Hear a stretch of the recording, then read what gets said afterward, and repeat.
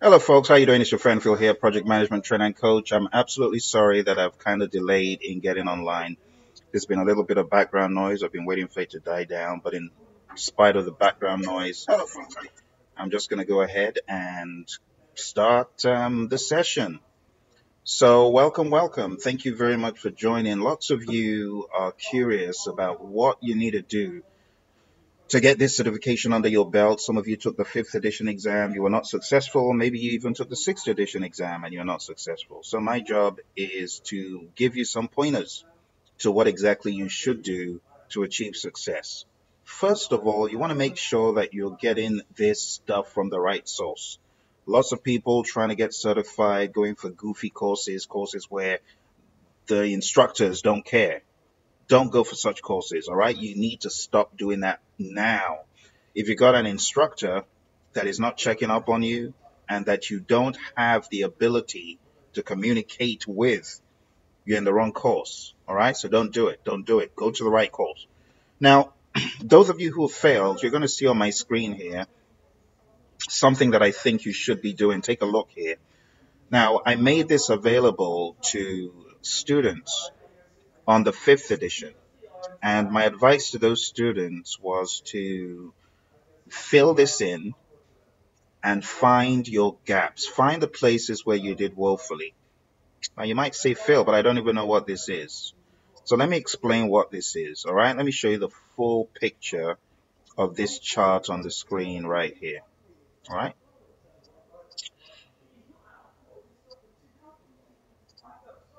So this screen, you can see we've got different process groups, and you can see we've got different tasks that are mapped to those process groups. If you've taken the exam and you look at your report, for every process group, you have tasks. So for initiating, for example, you can see task 1, task 2, task 3, 4, 5. You can see that going all the way down. For planning, you can see that for planning, we've got quite a number of tasks, all the way down to about 13 tasks. And these are tasks that you're going to be graded on, or should I say scored on the PMP exam. This chart is going to help you narrow down where you did well. In this case, you can see a student, theoretical student, not a real one. It's just a mock-up report. So this is not a real student's report. But I'd like to say a huge thank you for Maddie for putting this together for us, because she started this graphical display and I pretty much took it and ran with it. So I want to say a huge thank you to Maddie for putting this together. But if you take a look at the task, you can see task 1, project selection methods, identify stakeholders, develop project charter. What does that mean? Well, that means that this student got a medium in task 1 under initiating.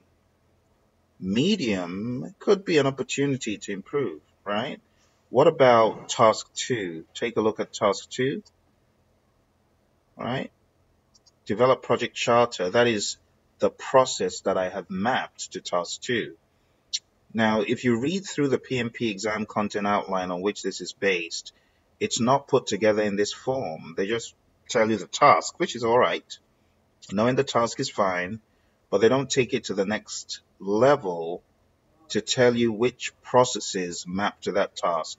So in this sheet, I've broken it down for you. You might have seen some of the videos online where I break down which task maps to which process group and which task map to which process as well. So how do you get this sheet? How do you fill this in? I would advise that you send an email to IamAsuccess@Praizion.com. All right, IamAsuccess@Praizion.com will give you the ability to download this, and also to take a look at a lot more information on that web page that will send you when you send in your email. All right, so send in the email to iamesuccess@praizion.com.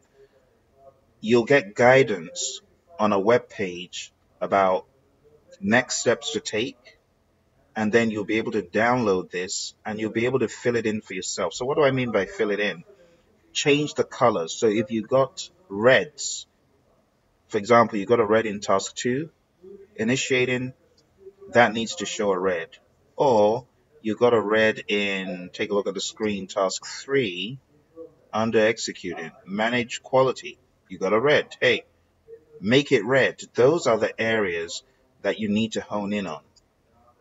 Okay?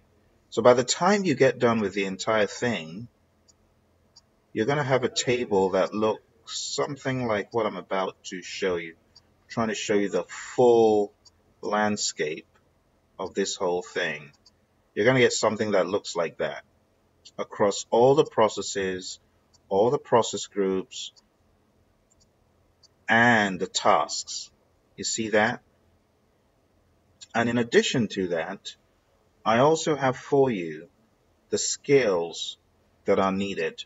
So this is an invaluable, really invaluable sheet for you to prepare for your next attempt.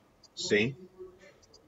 You see, lots of detail that you can use to hone in on the skills. I know it's in the PMP exam content outline, but it's not put together in this fashion. This is going to help you know what to hone in on. All right? So I want to encourage you, if you did pass the exam, why don't you start off by filling in one of these, all right? Fill it in, and when you're done filling it in, study it, okay? Study it to know, what do I need to do in this task? What do I need to focus on? Which processes do I need to focus on? And I'm hoping that this guides you, because that's the whole idea, you know. It's a tool to guide your next attempt to success. All right? Something else I would recommend that you do is you want to have your PMBOK guide in a handy format like this. I mean, this is on my iPad, you know. I carry it around. The size is not an obstacle. So what am I doing? I'm reading this all the time. What about my phone? I've also got it on my phone. I've got the PMBOK guide on my phone. So if I'm, you know, in a commute somewhere, I'm not just sitting down enjoying the ride. I could be maximizing my time. You get what I'm saying? I could be maximizing my time reading the guide, whether it's on my iPad, if it's with me, or on my phone. You see? It's not that cumbersome to do. A lot of people, you know, are wasting time not maximizing downtime. You got to maximize downtime, folks. That's the guide right there on my phone. So anywhere I am at any point in time, I've got the guide on my fingertips. Guess what I'm doing with it? Reading it, studying it, hitting it hard. See? It's PMBOK guide on my phone. If you don't have it on your phone, you don't have it on your tablet, you want to do that. Surround yourself 360. I think a lot of people try to prepare for the exam the wrong way. You know, they think certain things are optional. For me, those things are non-negotiable. You know, studying the guide, and I'm not saying like a robot. Read the guide and immerse yourself. Create a PMBOK story for yourself. You know what a PMBOK story is? You create a scenario for yourself around the processes. That's what you need to do. Develop project charter, create a scenario for yourself. The most difficult processes that you encounter, I don't know, for some people it's implement risk responses, for some people it's perform quantitative risk analysis. Immerse yourself. And talking about risk analysis, I want to encourage you. go to this site. Now, I don't own shares there, but it will help you put a visual to the ambiguity in the process. Perform quantitative risk analysis. When we talk about representations of uncertainty, at that point, I lose a lot of people. So go to this website, www.palisade.com, palisade.com. Okay? It's a website that belongs to a company that I have a lot of respect for. Back in the day when I started cutting my teeth on this PMBOK PMP dogma, Palisade was one of the helpful sites. The Defense Acquisition University was another helpful site. But to take the nebulous stuff and see it come to life, you want to be on palisade.com. All of those probability distributions. In fact, they've got some really cool webinars where those probability distributions were talked about. Beta, uniform, normal, log normal, all of those. Great videos that show you how these things are used, how a simulation is set up, how a simulation is run, so on and so forth. All right? So I would suggest that you do that. And doing some of those things, it's going to help you on your next attempt. For every process, every one of the 49, create a scenario. For example, Phil is a project manager that has been assigned to the project. He needs to identify his stakeholders. In identifying his stakeholders, he needs to go through some sort of stakeholder analysis. During his stakeholder analysis, he creates a stakeholder cube.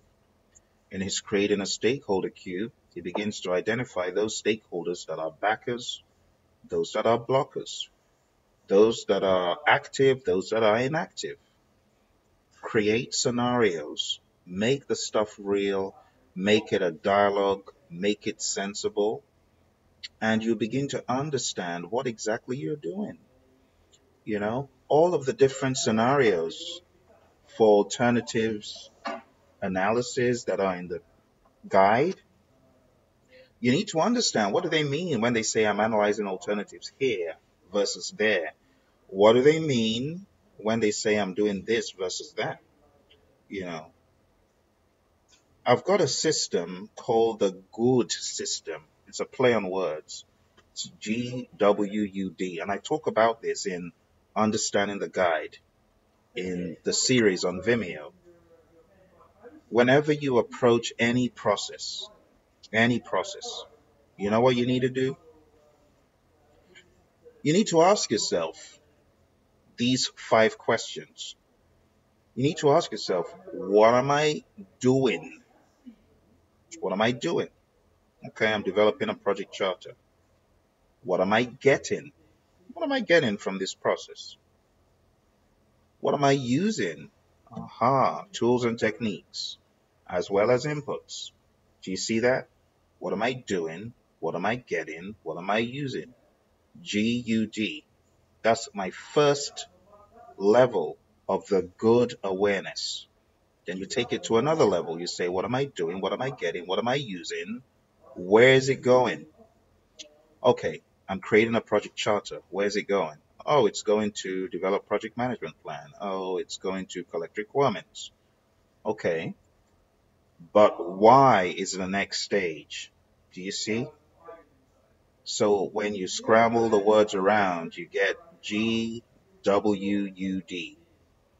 the W squared. Doing, getting, using. Why? Where? What am I doing? What am I getting? What am I using? Where is it going and why? If you can answer those questions, you've started unraveling the guide. Too many people reading through the PMBOK guide from chapters 4 to the end without really knowing what they're doing, what they're getting, what they're using, why is it going anywhere, where is it going, why. You need to know that stuff, folks. So that's my little gift to you, the good system. You got to get good with the guide. If you don't know what you're doing, and you don't know what you're getting, and you don't know what you're using, and you don't know where it's going to, you might know that you get a project scope statement, but understand the flow. Where's it going? Okay, it's going to become part of this, the scope baseline. Understand the flow. Where's it going? Okay, it'll become part of the project management plan. Where does that go? Let me drop another freebie for you. Do you know that the project management plan goes to every single process in the PMBOK guide except the development of the charter and the development of the project management plan? Those are the only places the project management plan does not go to, but it goes everywhere else. Boom! I just saved you a chunk of your study time, because now you're going to be looking for the two that the plan does not go to instead of looking for the 47 that it does. You see how my training can help you cut all the crud, give stuff to you on a platter? Part of your strategy needs to get synced up with the coaching and training I'm delivering online. This weekend, we've got a 4-hour class. It's called the PMP Exam Review Life. If you haven't signed up for it, I would advise that you go to pmanonymous.com and do that. Okay? Do that.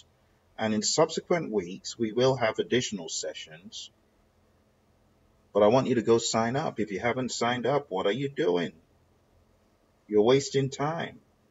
You see, these sessions are places where your alignment can be refocused in the right way. Right? You want to realign your thinking about these things and your perception. A lot about the exam has to do with your perception. Opening your eyes in one area could be a game changer on the entire exam. The next thing I want to call your attention to, if you're trying to get this thing off your back, is the tools and techniques, folks. Tools and techniques are a beast. They are a beast. They're really, really beastly, especially in the 6th edition. One of my students said, Phil, it's an encyclopedia now. Totally agree with her. Now, how do you navigate the encyclopedia? That's what I'm going to show you in a minute. You want to be on page 686, right? And if you go to page 686 here, you begin to see this table. See the table there? That table? You need to master that table, I'll tell you, because that table is going to help you. You need to know how to navigate the table. In the PMBOK Guide 6th edition, we have grouped and ungrouped tools and techniques. The grouped and ungrouped, we went through all of them last week in the 4-hour PMP Exam Review Live. But it's tough to go through them. We took about 4.5 hours thereabouts to go through them. The normal person will probably take 3 or 4 times that time to go through them. It's a boatload of stuff. If you go on our system, just go on Praizion.com, you find the recording is there, the PMP Exam Review Live. Why not sign up for it? Just watch, let it take you through, get through all the tools and techniques. Because if you want to pass the exam, you need to go through them. Someone says, Phil, no, I don't want to go through your system. I'm going to do it alone. All right, I'm calling your attention to it. Do it. Go through all of this stuff. You see, there's so many tables, 686 all the way down. All right, so I'm just giving you some ideas. If you're just joining, I'm just giving you some ideas on how you can study and get good for your next attempt if you failed the exam before. All right? And that's pretty much what I have. So let me go back. Let me just show you one more time this thing I'm showing you on the screen right here. This tool, the way to get the tool that I'm showing you that will enable you hone in on your performance gaps. Send an email. I am a success at Praizion.com. All right. I am a success at Praizion.com. Send an email there right now. We'll send it to you right now, right this second. I am a success at Praizion.com. You'll also get access to a page where we will show you certain steps that you need to go through. All right? Send the email. I am a success at Praizion.com. All right? I hope that helps you.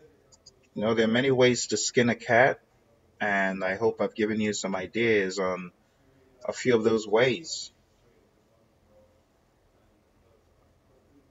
Let's skin it. Let's do it. All right?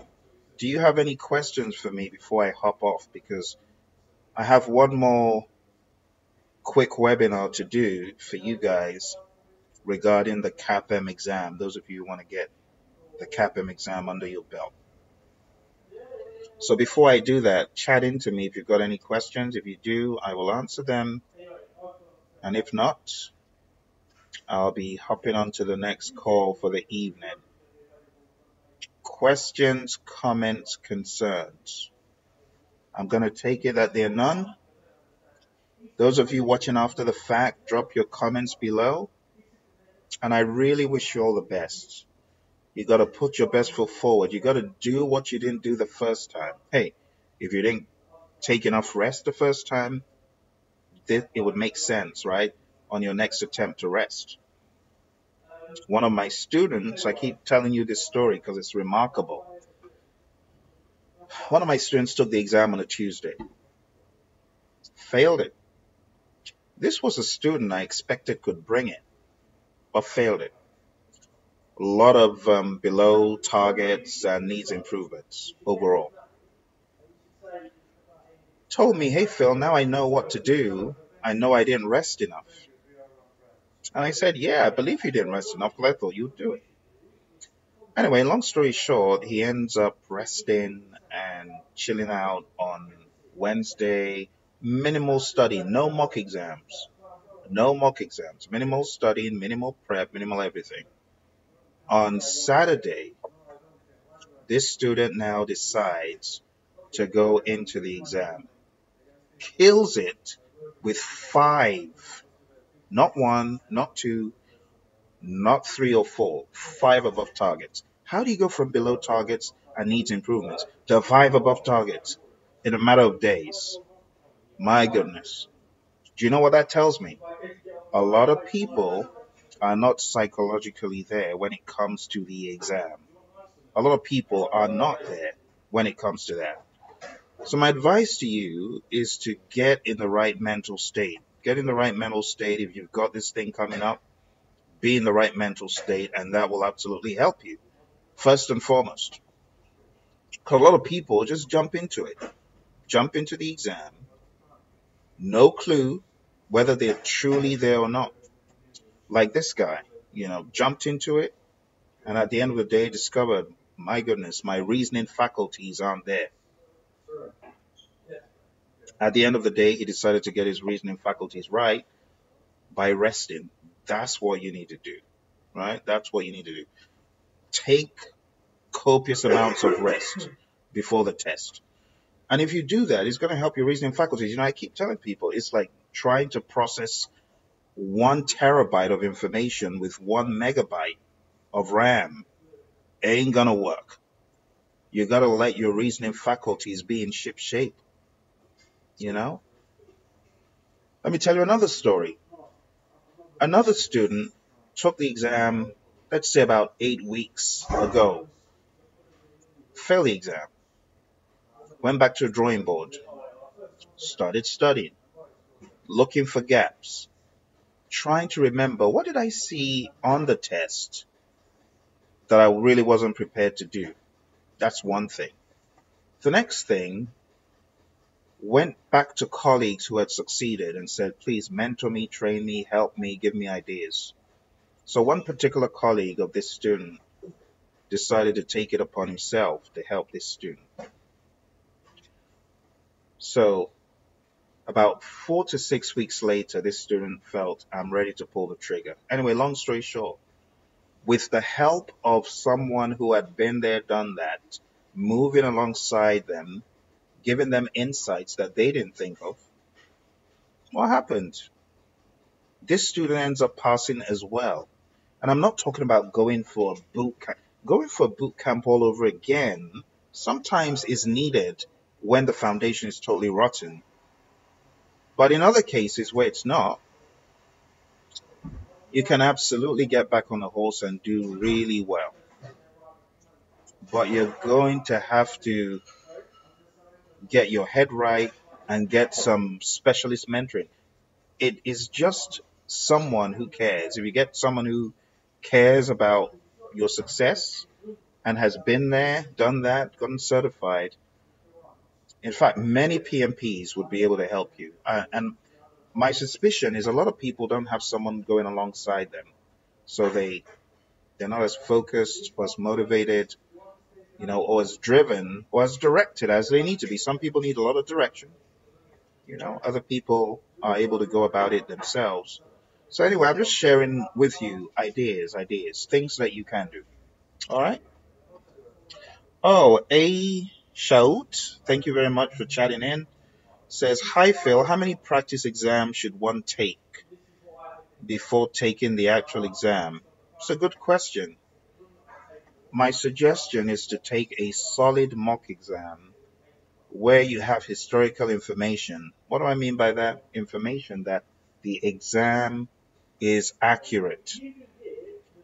It amuses me when people say, go take this exam, that exam. Do you have any historical information from it? Have people told you that that exam is a good benchmark? No. If you don't have historical information, for example, our mock exam, most of the time, I tell people we have a very, very high percentage of predictability. For example, a particular year, everyone who took that mock exam, they all passed the mock exam on their first try. They all passed the real exam on their first try. So, A shout, my question would be, you know, validate those mock exams by asking, do you have data? How predictable is success on this exam on the first try? If I take this exam on the first try, or people who have taken this exam on the first try and passed it, did they pass the real exam on their first try? Or, you know, did they get other results, that maybe they don't want to disclose to you?